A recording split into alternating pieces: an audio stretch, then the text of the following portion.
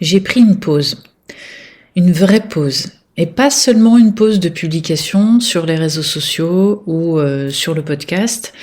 J'ai pris du recul, j'ai observé et j'ai analysé. Parce que très honnêtement, à un moment donné, j'ai senti que quelque chose n'allait plus dans la façon dont nous consommons le monde. Et je ne pense pas que je sois la seule. Je parle pas seulement des réseaux sociaux. C'est une grande partie quand même. Dans ce que j'ai observé, mais je parle de ce flux permanent d'informations, d'images, de vidéos, de témoignages, d'opinions qui nous arrivent à toute vitesse toute la journée. Un peu comme si le monde entier s'était mis à parler en même temps, dans la même pièce, et que notre cerveau essayait tant bien que mal d'écouter toutes les conversations.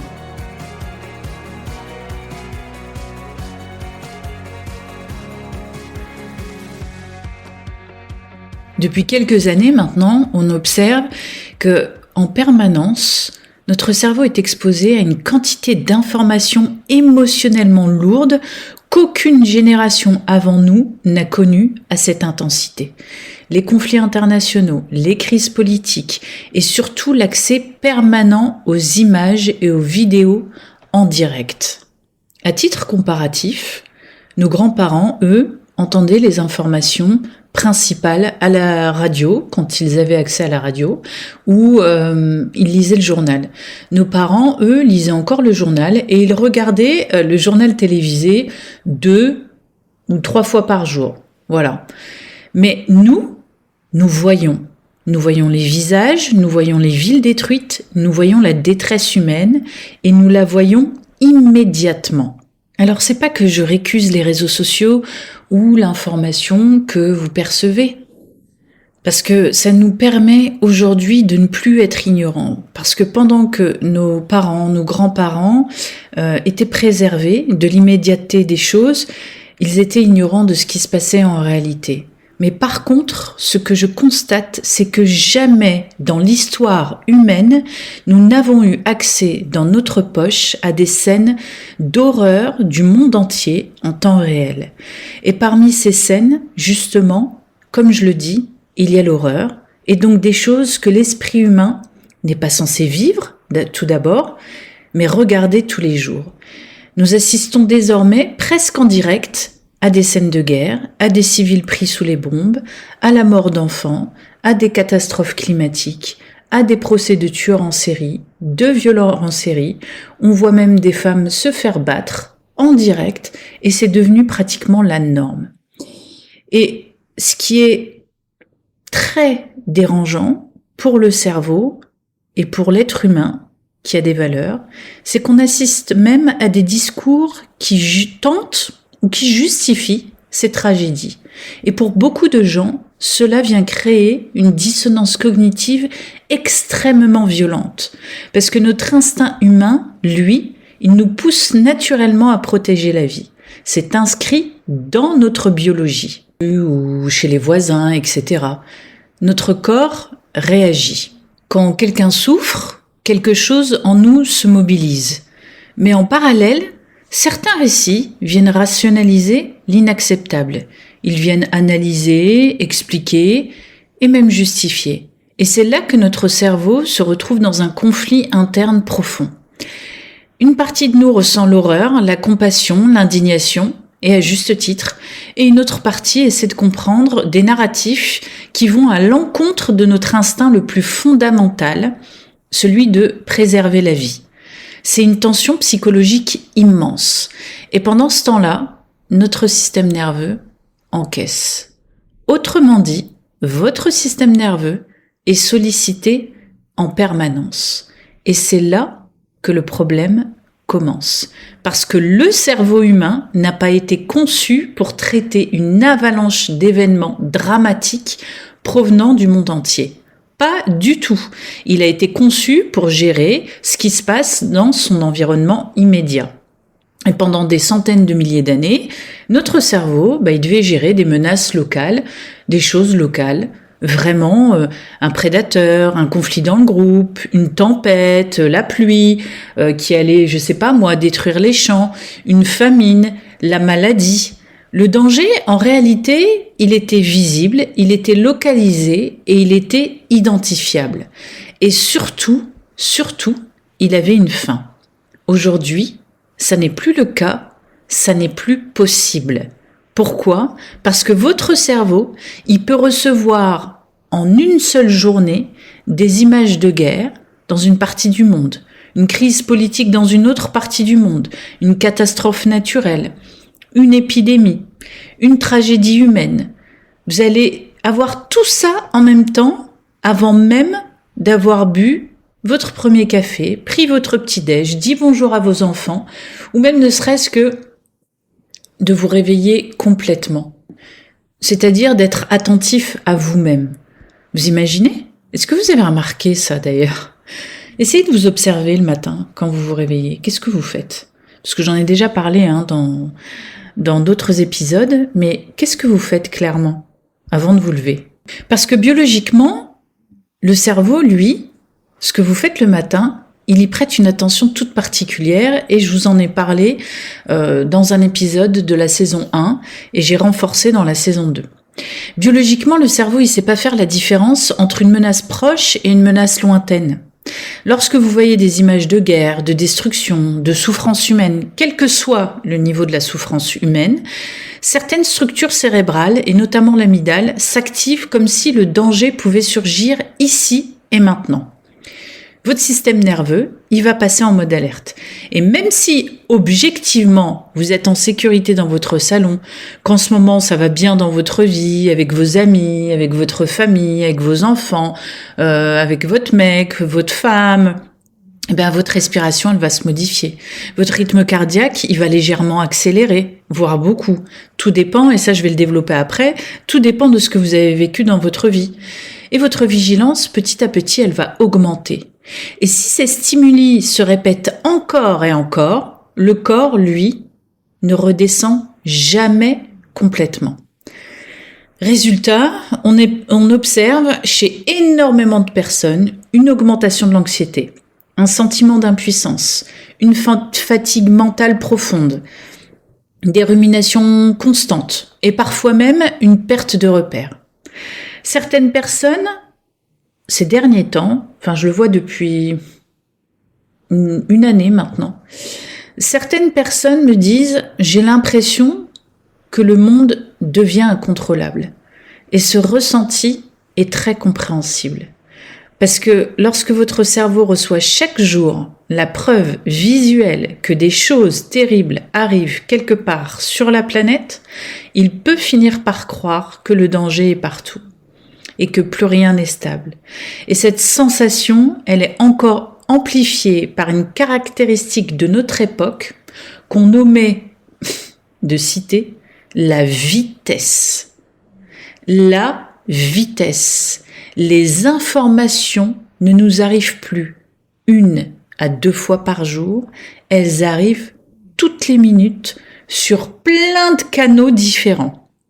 Et chaque notification est une micro-intrusion dans notre attention. Un nouveau drame, une nouvelle crise, une nouvelle indignation. Et notre cerveau n'a même pas le temps d'intégrer une information qu'une autre arrive déjà. En fait, c'est comme si vous essayez de lire un livre, donc vous êtes sur la page, voilà, vous êtes sur la page 32 du livre, et en même temps, vous tournez les autres pages du livre, toutes les 2 secondes. Ou alors, vous êtes tranquillement installé sur votre livre, et il y a quelqu'un qui arrive en même temps et qui vous tourne toutes les autres pages et qui dit « Allez, faut lire », en même temps. Vous imaginez ? Déjà, dès le départ, ça va être une intrusion. Vous allez dire, mais qu'est-ce qu'elle veut ? C'est quoi ce truc-là de me déranger dans ma lecture et de faire tout ce bazar autour de moi ? Vous voyez ? Jamais vous allez laisser faire quelque chose comme ça en temps réel, en vie réelle. Mais vous le faites avec les réseaux sociaux, avec les informations. Et à un moment donné, le cerveau, il sature. Alors, il y a aussi un phénomène dont on parle peu, c'est la fatigue empathique. Lorsqu'on est exposé en continu à la souffrance humaine, notre capacité naturelle à ressentir de l'empathie peut finir par s'épuiser. Pas parce qu'on devient indifférent, mais parce que le cerveau, lui, il essaie de se protéger. Rappelez-vous, la fonction première de votre cerveau, c'est de vous protéger. Alors des fois, il a des drôles de façons de le faire, mais c'est sa fonction première, de vous maintenir en vie. Donc imaginez votre empathie comme un muscle. Si vous le sollicitez de manière intense, tous les jours, face à des drames humains, eh bien ce muscle finit par se fatiguer. Et lorsque ce muscle est épuisé, 2 réactions apparaissent souvent. Soit le cerveau s'anesthésie émotionnellement, les images nous touchent moins, ce qu'on entend nous touche moins, pas parce qu'on ressent plus rien, mais parce que le cerveau, comme je vous l'ai dit, est un muscle. Et donc, lui, pour s'économiser, il ferme un peu les vannes pour éviter la surcharge. Soit, au contraire, certaines personnes basculent dans une hypersensibilité permanente. Et c'est ce que je vois le plus en accompagnement. Tout devient lourd, tout devient intense, et dans les 2 cas, c'est un système nerveux qui sature. D'accord ? C'est pas parce que vous vous fermez, que vous vous anesthésiez, que votre système nerveux il est pas saturé, hein. Bien au contraire. Et c'est précisément là que la santé mentale, elle doit redevenir une priorité. Pas en se coupant du monde, quand bien même, si pendant un temps vous en avez besoin, vous en ressentez le besoin et l'envie, faites-le, mais en apprenant à réguler ce que l'on laisse entrer dans notre esprit. Parce que s'informer ne devrait jamais signifier se traumatiser. Dans un premier temps, bien évidemment, lorsque c'est brut, on est choqué, on est traumatisé, on est mal. Mais lorsqu'on apprend à laisser entrer par filtre et avec équilibre certaines choses dans notre esprit qu'on devient maître, qu'on reprend le pouvoir et qu'on laisse pas le pouvoir aux autres, eh bien, l'information arrive sans traumatisme. Et aujourd'hui, beaucoup de gens vivent une forme de traumatisme indirect. Parce qu'en réalité, ils sont pas sur le terrain, ils ne sont pas dans les zones de guerre, ils n'ont pas vécu d'agression. Ils voient par exemple le témoignage d'un enfant, d'une femme, d'un homme qui a vécu quelque chose d'horrible dans sa vie. Donc ils voient les images, ils entendent les cris, ils lisent les témoignages et le cerveau enregistre tout cela. Souvenez-vous, je vous ai dit que le cerveau enregistrait tout ce qui se passe autour de vous, tout ce que vous voyez et tout ce que vous vivez. C'est c'est quelque chose que j'aime appeler de miraculeux. Pour moi, c'est de l'ordre du miracle. Et il existe un terme en psychologie pour décrire en fait ce traumatisme indirect, c'est le trauma vicariant. C'est lorsque l'exposition répétée à la souffrance des autres finit par impacter profondément notre propre équilibre psychologique. Et c'est d'ailleurs un phénomène qui a été étudié chez les soignants, les psychologues et les humanitaires. Mais aujourd'hui, il touche aussi le grand public, parce que les réseaux sociaux nous ont transformés, malgré nous, en témoins permanents du monde. Et les réseaux sociaux amplifient ce phénomène, d'accord ? Parce qu'ils ont une particularité redoutable, c'est de servir ceux qui les ont créés. C'est pas vous que ça sert, d'accord ? Sauf si vous savez, vous, être équilibré dans ce que vous faites. Parce qu'ils ne montrent pas seulement les événements, ils montrent les émotions brutes autour des événements. La colère, la peur, l'indignation, la panique, et ces émotions se propagent très vite. Souvenez-vous, c'est l'émotion que vous gardez toujours en souvenir. Quand vous croisez quelqu'un, vous vous souvenez de l'avoir croisé parce que il vous a laissé une trace émotionnelle. Elle vous a laissé une trace émotionnelle, d'accord ? Sauf si c'est un robot que vous croisez. Et jusque-là, vous n'êtes pas un robot. Les algorithmes, ils vont favoriser ce qui choque, ce qui bouleverse, ce qui provoque une réaction immédiate. On le voit depuis quelques années Et ça crée un environnement émotionnel extrêmement intense et extrêmement toxique. C'est un peu comme un ex que vous voulez plus jamais voir et qui apparaît en permanence et qui vient solliciter en fait vos émotions. Alors petit à petit, certaines personnes commencent à vivre dans un état d'alerte quasi permanent, comme si le monde entier était devenu une sirène d'urgence et le corps finit par parler. Parce que je vous le dis, toujours, le corps finit toujours par parler quand vous n'écoutez pas votre santé mentale. Donc vous avez des troubles du sommeil, une fatigue chronique, des difficultés à vous concentrer, une hypervigilance et parfois même une forme de tristesse diffuse, difficile à expliquer. Et c'est pas une tristesse qui est liée à votre vie personnelle, loin de là, mais elle est liée au poids du monde que votre esprit transporte tous les jours. C'est pour ça qu'aujourd'hui j'avais envie de dire quelque chose de très simple. Vous avez le droit de prendre soin de votre santé mentale, même quand le monde va mal. Vous avez le droit de limiter votre exposition. Vous avez le droit de fermer l'application. Vous avez le droit de ne pas regarder certaines images. Ce n'est pas de l'indifférence, c'est de la régulation, de la préservation. Parce qu'un système nerveux épuisé ne peut aider personne. D'accord ? Même pas vous-même. D'ailleurs, regardez, les bourreaux de ce monde, dans leur système à eux, ils se préservent. D'accord ?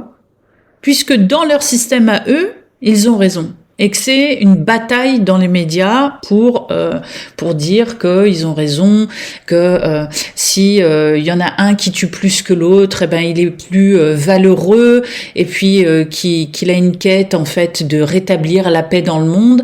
Alors jusqu'à preuve du contraire, on n'apporte pas la paix en tuant des enfants ou en bombardant. Enfin, il me semble pas qu'on libère un peuple en le bombardant, d'accord ? Mais eux dans leur système, oui. Donc eux dans leur système, ils se préservent. D'accord ? D'ailleurs, si vous êtes malade en regardant les images, c'est vous que ça dessert. Et eux, ça va les servir. Parce que on maîtrise un être humain grâce à la peur qu'on suscite chez lui. Que ce soit un bourreau qui est un chef d'État ou que ce soit un bourreau qui est à l'intérieur de votre maison ou au bureau. Si vous avez peur de cet individu ou de ce que cet individu peut faire, réaliser ou dire, c'est une personne qui vous contrôle. C'est pour ça que je vous parle de reprise de pouvoir quand je vous dis qu'il faut équilibrer ce que vous pouvez ou pas laisser passer dans votre cerveau et à quel rythme.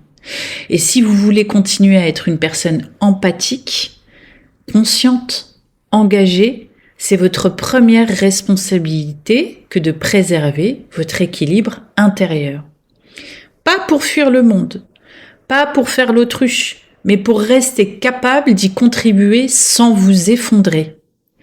Et moi, cette pause, ce recul m'a permis d'analyser, d'accord, et de réaliser quelque chose d'important.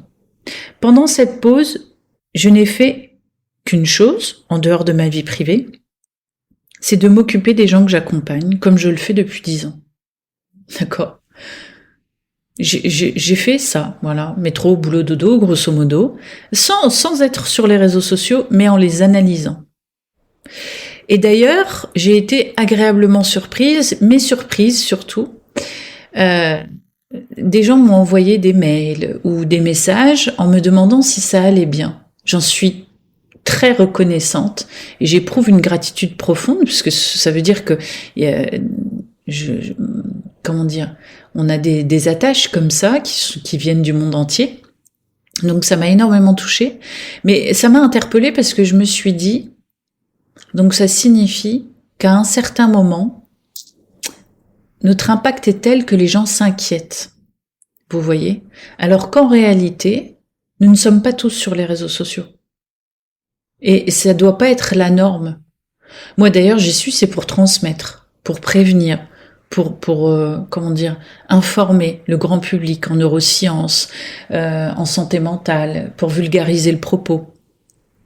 Mais c'est devenu la norme. Et donc, dans ces relations parasociales, on suscite l'inquiétude chez l'autre. Donc, on a une responsabilité. Parce que, pourquoi, en fait, on suscite l'inquiétude chez l'autre? Parce que c'est devenu la norme. Comme le fait de nous choquer tous les jours avec des images qui sont insoutenables. Et donc, ce que je vous disais, c'est que cette pause, elle m'a permis de réaliser quelque chose d'important, c'est que pour continuer à penser clairement et à transmettre honnêtement, il faut sortir du bruit, revenir au silence, respirer et choisir à nouveau consciemment ce qu'on laisse entrer dans notre esprit. Parce que notre attention, c'est une ressource précieuse et notre paix intérieure aussi. Alors peut-être que vous pouvez vous poser cette question aujourd'hui, à savoir quelle place je laisse au monde dans mon esprit. Parce que vous avez le droit d'être informé sans être submergé, vous avez le droit d'être empathique sans vous effondrer, et vous avez le droit de protéger votre esprit dans un monde qui va beaucoup trop vite. Et aussi parce qu'il est important de se rappeler que ce qu'on laisse pénétrer dans notre esprit peut nous contrôler. Alors, éloignez-vous un instant du bruit et rappelez-vous que votre esprit, lui aussi, mérite la paix parce qu'il vit dans un monde qui n'a jamais été aussi rapide et bruyant.